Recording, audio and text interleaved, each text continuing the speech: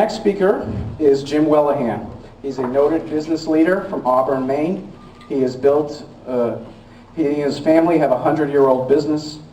He has built his business on an ethic of community service and of treating people as you would want to be treated.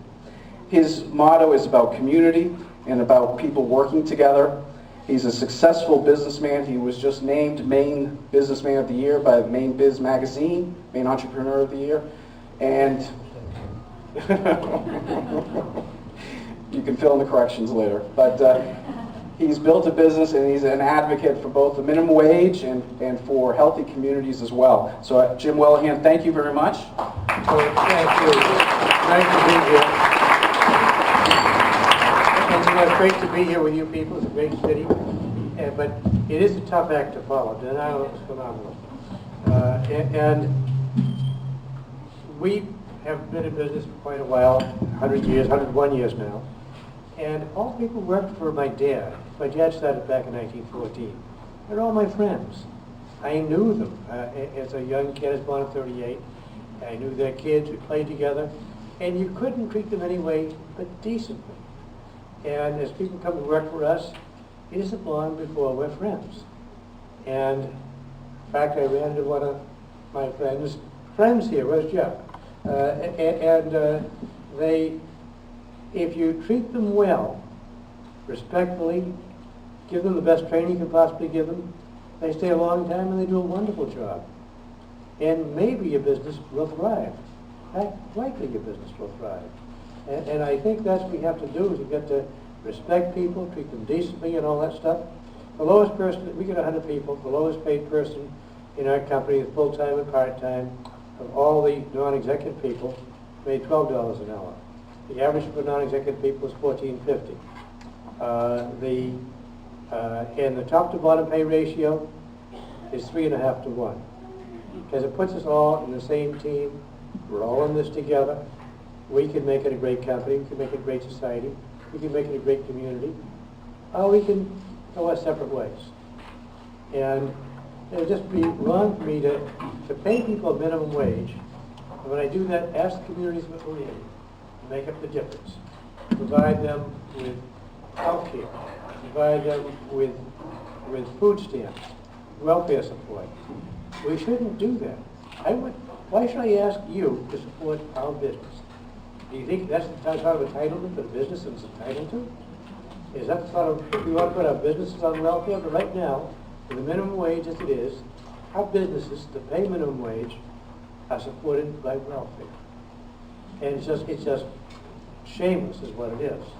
If we raise the minimum wage properly, people will have more pride in their work, they'll be more able to support their families. At this time, over half of the kids in the United States live in poverty. In Maine, it's a little bit worse. I live in Lewiston, Auburn, and the poverty rate there is extremely high. And if you're from the county, wherever you're from, it's a tough world out there. And if you're living in poverty and you raise your kids in poverty, they go to school hungry. And if they go to school hungry, how are they going to do? When they finish school, are they going to wind up at the University of Maine? Maybe not.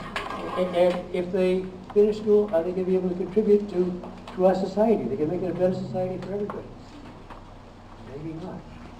Are they going to grow up happy? Are they going to feel resentful? Are they going to feel like the short end of the stick? Yeah. You know why?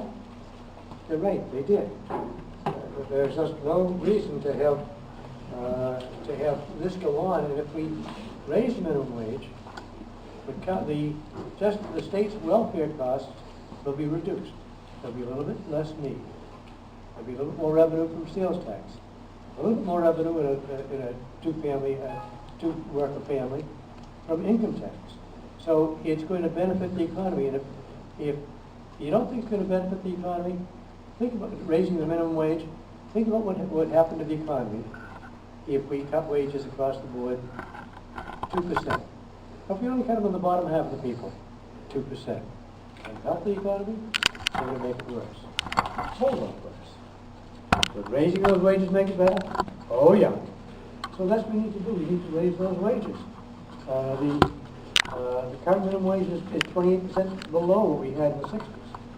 There are businesses, you know, that are going to struggle, but and they always will be businesses that struggle. But it'd be much more effective, cost-effective for economic development departments to work with them and say, what can we do? How can we help you, say, cut your energy costs? Our own company cut our energy costs from 1.22% of sales in 2003 to 0.69% of sales. And as a percentage of profit, that's a very large factor.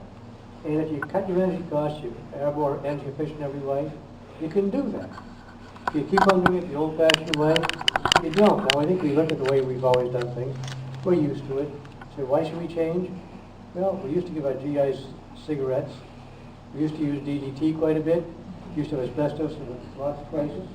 There are lots of things we used to do, but when you learn better, you make a change. It's time for us to make this sort of change with the way we treat people, with the way we treat our people of our community, our friends and neighbors. How do we treat them? Wages should be raised on a worldwide basis. But you know what? We here can't do that. It should be raised on a national basis. Maybe we're not able to do that. It may be a few years before we can do it on a state basis. But if you're in Bangor, Maine, and I'm going to take this message to Portland and Lewiston, and other communities in the state. If you're in Lewiston, Maine, or Bangor, Maine, and you say, we're not going to help these people, who are living in poverty, whose kids go to school hungry, shame on you. I brought, by the way, for you, something that came out of the Wharton magazine, and I got these out, Joe, when you want it. Saving Capitalism from Painful Demise. It's a very good editorial by a fellow went at Wharton and got his master's at the London School of Economics and now teaches in Southern California.